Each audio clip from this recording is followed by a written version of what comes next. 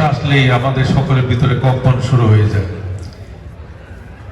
যে এই বুঝে ভেঙে গেল আমার ঘরটি, এই বুঝে আমার জমিটি পানিতে তলিয়ে গেল।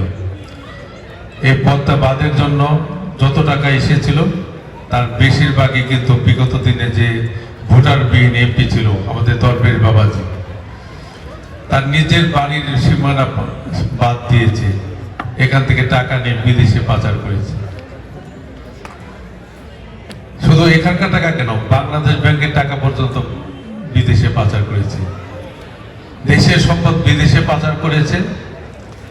তিনি আছেন জেলে, আমরা আছি তলাবিহীন ঝুড়িতে।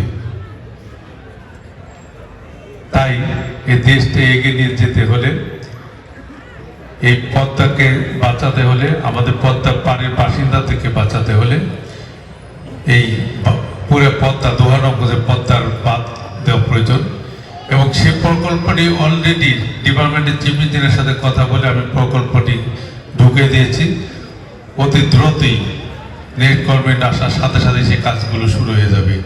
আর কোনো বাড়িঘর ভাঙবে না, আর কেউ পদ্মার হাতে পড়তে হবে না।